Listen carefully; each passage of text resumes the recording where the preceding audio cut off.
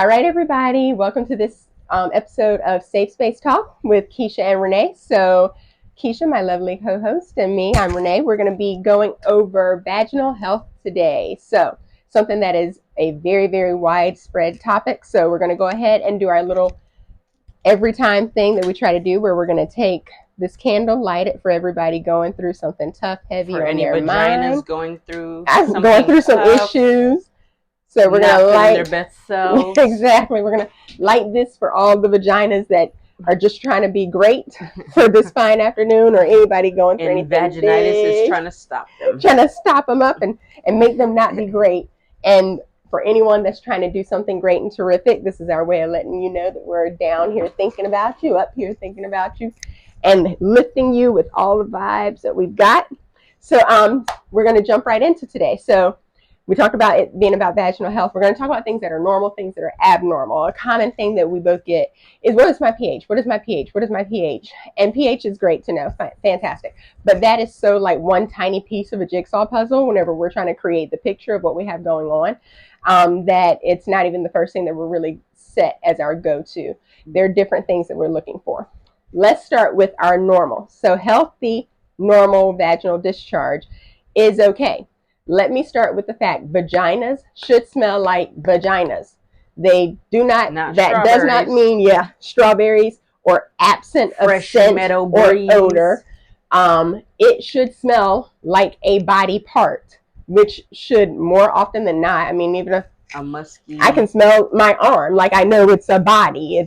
It's not free of any scent. So just know that vaginas should smell like vaginas, and people are so uncomfortable with that.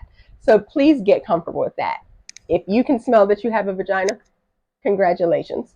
So that is normal. So you putting things up there to try and that's going to convince you that it's going to make you feel and smell fresh and clean. No, if you leave it alone, it will feel fresh and clean, I promise.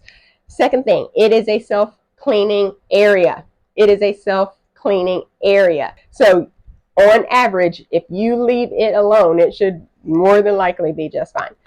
Normal vaginal discharge can also cause your underwear to be stained. That is quite okay because it actually is acidic in its natural phase. So we expect you to actually have stains in your underwear and things like that. Yeah, so that's not a little bit like bleach stains. Yes, and it looks like your underwear. You're like, oh my God, I need to throw these underwear out because these look like a hot mess. No, that it looks like a vagina was in those underwear. Right.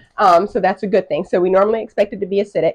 So for people that can, I've said this to people, and it wasn't until I called it out, and I feel bad now. It wasn't until I called it out and they were like, oh, okay, yeah, I see what you mean. In certain cultures, it is very, very common that when you bathe, you take your washcloth, because a lot of times they'll bathe with washcloths, and they do kind of like this number, and they take the washcloth and actually put it into their vagina as part of cleaning themselves. That is one of the most common things I find in practice when I outright like call it out and bring it out and ask, is this something you do as your hygiene pattern? When you shower, do you actually clean inside? Do you take the washcloth and insert it inside, even if it doesn't have soap on it, soap or not? Are you putting something in there? Do you take a shower wand and literally take the wand and insert it up there? Girl, for real. Sorry. Like you can have those cylindrical like the ones that are long cylinder ones. Yeah. And it's funny because my shower has one, and I'm like, I bet this is what they're using. And they'll actually put it in there, and as the water squirts out, like out of that one port or whatever, they're just twisting that thing around, and that's how they feel like they're cleaning it. Girl, yes, and your mouth is wide open. You will be shocked. So your cleansing habits can actually be horrible for you. So I've actually had many pregnant patients where it's like, that's actually why you keep coming in to see me. So take it and try to unlearn it, because that is what you grew up doing and thinking it was okay. And when you were 8 and weren't like, of course it was okay back then, but now that you're older, please don't do that. So don't insert washcloths and things like that as part of your hygiene. Leave it alone, clean the outside, and keep on moving. So we went over the normal. Normal, it should have an odor to it, and it should be a slight odor. Normal, it should have staining on the underwear with discharge that comes out. Some days are going to be heavier than others. Every day is not going to always be the same. And to leave it alone normally, and it will leave you alone. And so those are the normals. And now we'll kind of pop into some abnormal things, I think would be the next way to go. So like Renee said, people wear me down with the, I want my pH checked. I want my pH checked. And yes, I can throw some nitrazine paper in your vagina all day long and your pH is da da da da da. Not that useful. It doesn't tell me how to treat it necessarily. Sometimes it could if I was in dire circumstances and that's all I had to make decisions, but definitely not first line. So when you come to the doctor, a lot of people say, hey, I've been having an imbalance. I think something's off. I want pH check. So what I'm going to do is get a piece of, or I get some discharge on a Q-tip. Now, we have different methods of doing it. If I need to know right away, I'm going to do it on a slide, a microscopic slide. So we're going to have 2 slides. And one has some saline on it, and then one has some potassium on it. The potassium actually kills off everything that is not yeast. So you slide those under the microscope and it's very distinct and identifiable. And I will put a picture in here so you can see what they look like. So when we look at that under the microscope, you can see clue cells, which look like little chocolate chip cookies. Those are bacterial cells or white blood cells that have responded to the amount of bacteria overgrowth and imbalance in your vagina. So it is an imbalance of bacteria, and that is what in turn makes the acidity in the pH change. So that's when you're saying my pH is off, it's because something has altered it. So then when you have the clue cells, that's for bacterial vaginosis. That is what is frequently mistaken for yeast because a lot of people don't know about it. So it's a lot of clue cells. Your pH is going to be higher than it normally is, 4.5 or higher. A normal vaginal floor is about 4 to 4.5, but less than 4.5 usually indicates no vaginitis or no vaginosis. Now, swinging a little bit to the opposite end of the pendulum, and I say opposite because usually once we treat bacterial vaginosis, we swing you into yeast, which yeast is the pH they like to live at is about 4 to 4.4. So you're taking the pH and changing it, and now it's more optimal for that yeast overgrowth. And now let me be clear: a lot of these things, yeast, bacteria, these are all normal things that are already in your vagina. They should have been there. Now the balance of it is what gets disturbed. So a lot of times to prevent these things that we do, or I tell my patients to do, is feminine probiotics or prebiotics, lactobacillus acidophilus. I know it's a mouthful, but that is the biggest one that you want to look for. You want to look for at least 5 billion CFU. That's a colony forming unit, and that's what we want. You should have a bunch of that in the vagina. Yes, you want. It's basically you're eating bacteria. Exactly. And I imagine them out as little army troops, and they're the good guys fighting off the bad bacteria, and so you're just reinforcing it. So even if you're being treated at the moment, take them because you are now you're killing off everything when you get that treatment, and that's what sometimes swings you in that opposite of direction of yeast because you've killed off all the bacteria. Now the bacteria is dead, but yeast is like, I have all these resources to grow and flourish. And don't let you be a sweet tooth, a sugar eater, a carb eater, a diabetic. Diabetics were yes, all the time. Yes, because that sweet blood, that sweet tissue is a feast for bacteria and yeast. They love it. They will eat it up. So a lot of times changing your diet to reduce carbs, to doing more whole grains so you're not getting those up spikes in your sugar, that actually will minimize the reoccurrence of yeast and BV for some people. Another thing that I tell people to try to avoid it is I call it a wash. Now, there's a couple of different ways you can do it. I've had some providers say half hydrogen peroxide, that little bottle of hydrogen peroxide in the usually store. Brown. Brown, not alcohol. In bottled water, half and half in a douche. You can take a summer's eve douche, get rid of the stuff in it. I don't want that stuff in there. But you just need the actual douche. And you will recommend you doing a wash. So this can be done pretty frequently. It's going to re-acidify that vagina and maybe bring it back into a pH where the regular bacteria can flourish, and that imbalance is more likely to shift to the good bacteria. So you're basically doing a douche in the shower. Some people do it like right after they've had their period because that kind of throws them off, or after they've had sex. It's really up to you. And then once you feel like it's more in control, then you can do it less. You're not having exactly. to do You it don't like have to every keep day. doing it. The other thing is some people want to do a little bit more holistically, and instead of using hydrogen peroxide, they do the same thing, exact same thing, except we're using ACV. And I think a lot of the old grannies used to do that too. They would put that ACV in the tub and get that little snapback. No, that big old bag that would hang over the shower. Oh my god! Oh yeah, that's right. Oh, honey. Sorry, my mom. Certain people, their grandmas, you know who I'm talking about. They had that doggone big old thing that hung over the shower. It looked like it was a big old plastic bag, like almost like an IV bag. I'm learning so much. And it had the little thing on the other end, and everybody's like, "Grandma, what's that?" You didn't want to know, honey. And I'm sure she didn't tell you what it was. It's reusable though. Yes, and it helped to keep grandma clean and so fresh and so clean. And I feel like, and so yeah, wow. Okay, yep. so hung over the bathroom shower, over the curtain. So some of the common symptoms with bacterial vaginosis, you're gonna have more of that fishy odor. Everybody else says, "Oh, a stinky vagina, a fishy vagina." This is that hallmark classic sign. That smell, especially triggered with semen or period, that's gonna set that smell off. If you're kind of on the border and you're not sure, and you're like, I'm not sure, and then you have sex and you're like, oh, it smells like fish. Yes, that's one of the signs, along with the pH change. The discharge is going to be usually grayish, thin, kind of a consistency that's all kind of a consistent consistency. Yes. And it's not going to be usually too itchy. That's not usually the complaint. It's usually the odor that's the complaint. Now, yeast is the one where we're going to have the itchy, the redness. I feel like it's pins and needles when we're having intercourse. It's thick, it's chunky. It looks like cottage cheese. Causes the lips of your vagina to itch. Red. That's very really common. Angry. Yes, it looks angry. Yeah. So, and then usually when treating one, we swing you to the other one. So that's why it's so good to have a little bit of a buffer and a balance. Between.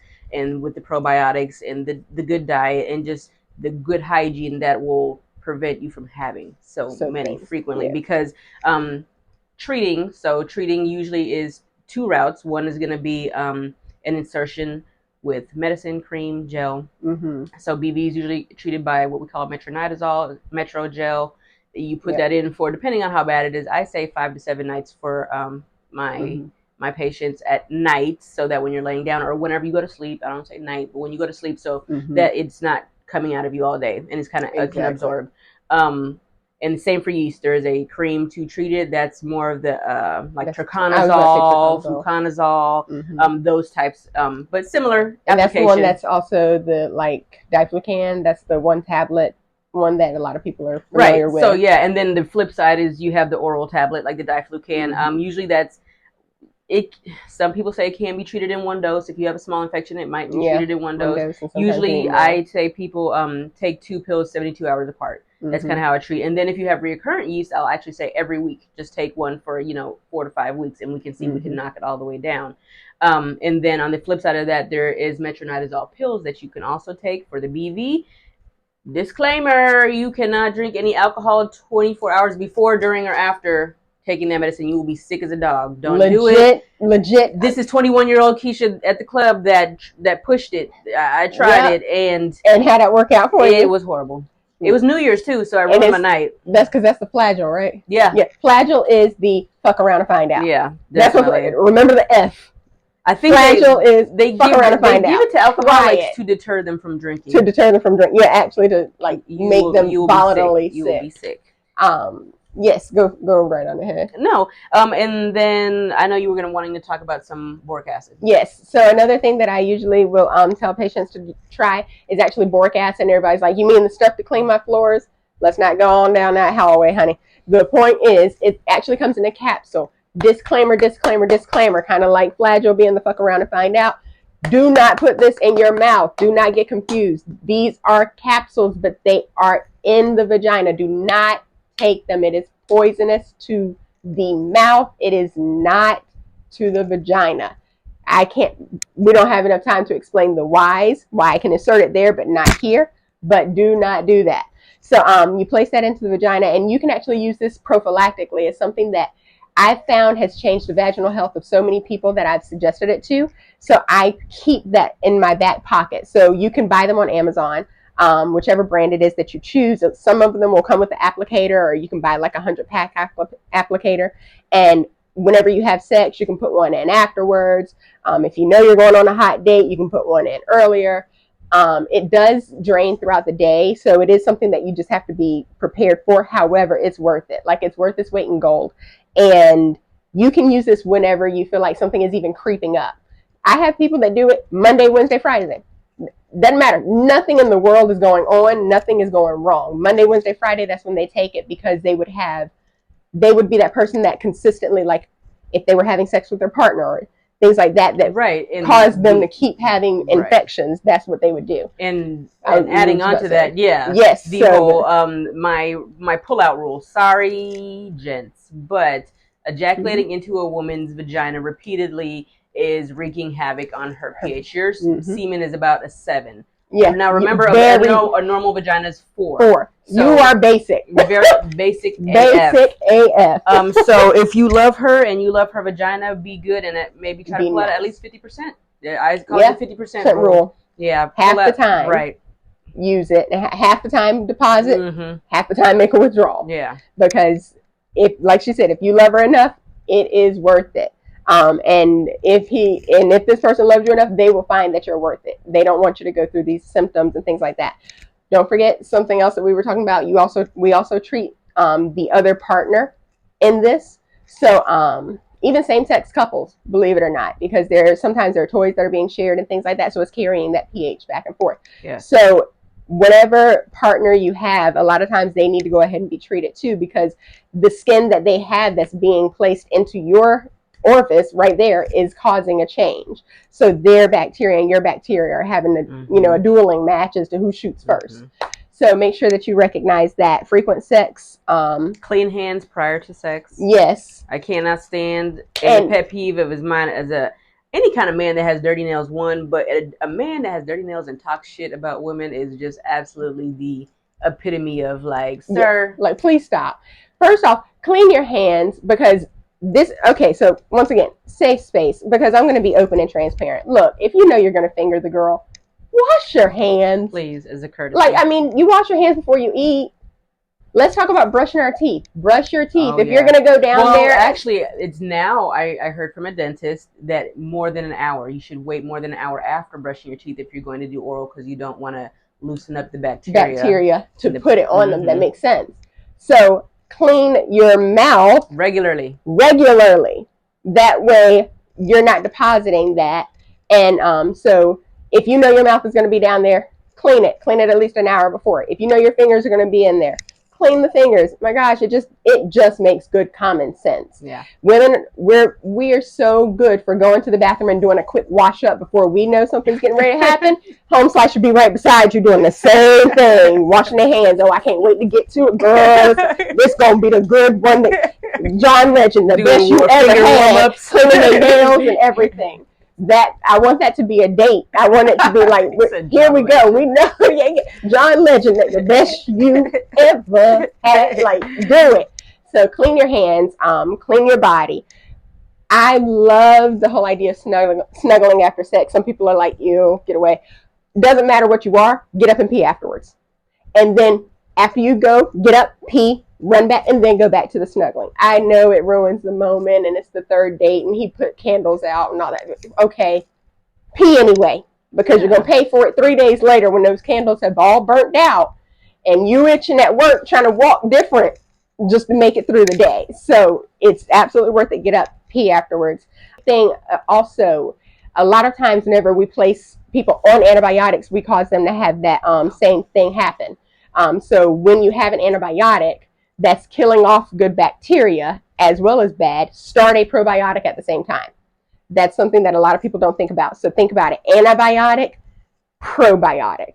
That way you're doing both of them at the same time. And other than that, it should smell like a vagina. Don't go into it cleaning it. If you have a lot of recurrent infections, see your provider. There's certain things that you need to think about. I may be a diabetic and I don't know it. And you'll be surprised how many people find out they're a diabetic because they're on their 7th yeast infection that year. And someone is finally like, let me check your A1C because you always seem to have a yeast infection. And that was their only signal. I'm sure that it's not an STI. And I think that's pretty much it. So if you have more questions about it, vaginal, like we said, the pH is something that we use as a tool, but we're really looking. We're looking for clue cells. We're looking for yeast buds. We're looking for all of these different things under that microscope. That's what's diagnostic. Your pH being off can be nothing. Your pH can be off and none of these actually occur. It's just off because you checked it after you had sex. Mm-hmm. And nothing was actually going to happen. So it does not matter.